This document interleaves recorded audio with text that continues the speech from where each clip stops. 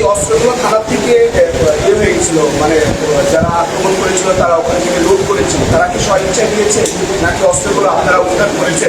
কতগুলো এখানে অস্ত্র রয়েছে সেটা আমি প্রথমে বলি হচ্ছে এটা কোনো লুট হওয়া অস্ত্র না, এগুলো হচ্ছে বেসিক্যালি হারিয়ে গিয়েছিল। আমাদের গত 5 আগস্ট যে ঘটনাটা ঘটেছিল আপনারা সবাই জানেন। তো এই অস্ত্রগুলো অ্যামুনিশন যা দেখতে পাচ্ছে আমাদের সামনে, এগুলো হচ্ছে অগ্নিকাণ্ডের কারণে কিছু কিছু জিনিস হারিয়ে গিয়েছিল, খোয়া গিয়েছিল।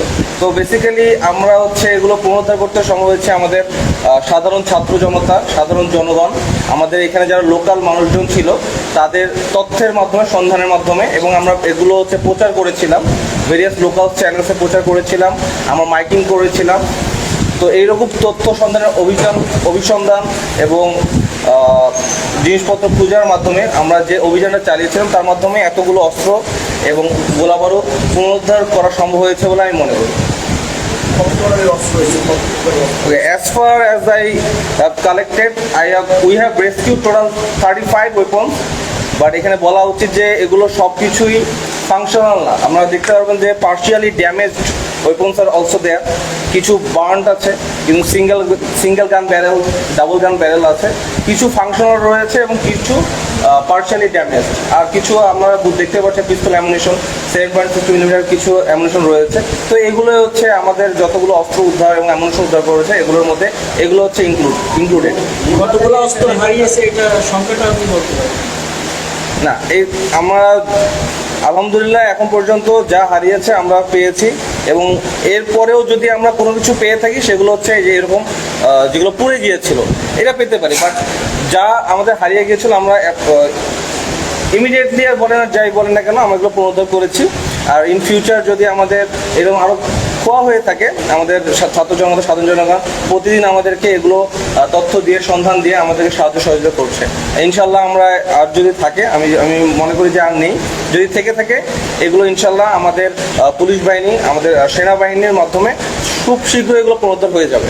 আমরা যে তথ্য পেয়েছি 5 আগস্টের যে ঘটনা, সেই ঘটনায় সেখানে অস্ত্র লুটও হয়েছে এবং খোয়াও গিয়েছে। সেক্ষেত্রে এই যে অস্ত্র লুট হয় এবং খোয়া যাওয়ার ঘটনা কি দুটা পৃথক কিনা? এখন লুট হওয়া অস্ত্র এবং খোয়া যাওয়া অস্ত্র অবশ্যই বলা যায়, কথা বাক্যের মধ্যে, ওয়ার্ডের মধ্যে পার্থক্য হতে পারে, কিন্তু যদি লুট হয়ে যায় এইসব অস্ত্র কোনো লুট হওয়া অস্ত্র না, এসব অস্ত্র হচ্ছে খোয়া অস্ত্র। যারা সাধারণ ছাত্র জনতায় সাধারণ জনগণ নিজেরা এসে এগুলো হচ্ছে আমাদেরকে জমা করে দিয়েছে। তো এগুলো আমি বলতে পারি যে না, এখন পর্যন্ত অস্ত্র আমাদের লুট হয়নি, যেগুলো খোয়া গিয়েছিল এগুলো হচ্ছে এগুলোর মধ্যে আমাদের এখন বর্তমানে বিরাজমান। পুলিশ তার মামলা এজাহারে দিচ্ছে যে এখান থেকে অগ্নিকাণ্ড, হামলা, ভাঙচুর, এদিকে বলা হচ্ছে যে অস্ত্র লুটেছে। এটা হচ্ছে না না না, আমি এই লুট হওয়ার বিষয়ে আমাদের পুলিশ বাহিনী এটা বলতে পারবে ভালো। আচ্ছা, যেহেতু এখানে একটা এজাহার হয়েছে তো এটা তদন্ত পর্যায়ে আছে। কথাটা বলা আছে, হ্যাঁ, এজাহারে আছে, তদন্ত পর্যায়ে এটা আসবে। তো যেহেতু তদন্তাধীন বিষয়, এটা নিয়ে আমি আর কথা বলছি না, তদন্তে বেরিয়ে আসবে। বাকি যেগুলো উদ্ধার হবে সেইগুলোর উদ্ধার সময়গুলো আবার মামলা হবে কিনা? আমরা এখন পর্যন্ত যে যা পেয়েছি, আপনারা জেনে খুশি হবেন যে জনগণের এত স্বতঃস্ফূর্ততা, এখানে ছাত্র আছে, বিভিন্ন পেশাজীবী আছে, এমনকি সাংবাদিক ভাইরা আপনারা যারা আছেন আমাদেরকে এত স্বতঃস্ফূর্তভাবে হেল্প করেছেন। তো আমি আপনাদের সবাইকে ধন্যবাদ জানাচ্ছি যে এইটা শুধু সেনাবাহিনীকেও অবশ্যই ধন্যবাদ, তারা এত বড় একটা অস্ত্র আমাদেরকে উদ্ধার করে দিয়েছে, অনেকগুলো অস্ত্র, অ্যামুনিশন সহ। এবং ভবিষ্যতেও আমরা চাচ্ছি যে এই স্বতঃস্ফূর্তভাবেই এগুলো আমরা ফিরে পাই, এবং আমাদের যে সরকারি যে অস্ত্র, পাবলিকের কিছু অস্ত্র, এগুলো এইভাবে আমাদের অস্ত্রাগারে আবার চলে আসবে। আমরা বিগত দিনগুলোতে যেভাবে জনগণের পাশে থেকে জনগণকে নিরাপদে রাখার যে প্রত্যয় নিয়েছিলাম, আমরা ভবিষ্যতেও সেই প্রত্যয়টুকু ব্যক্ত করছি, এবং জনগণের এই স্বতঃস্ফূর্ততাকে আবারও আমি সাধুবাদ জানাচ্ছি।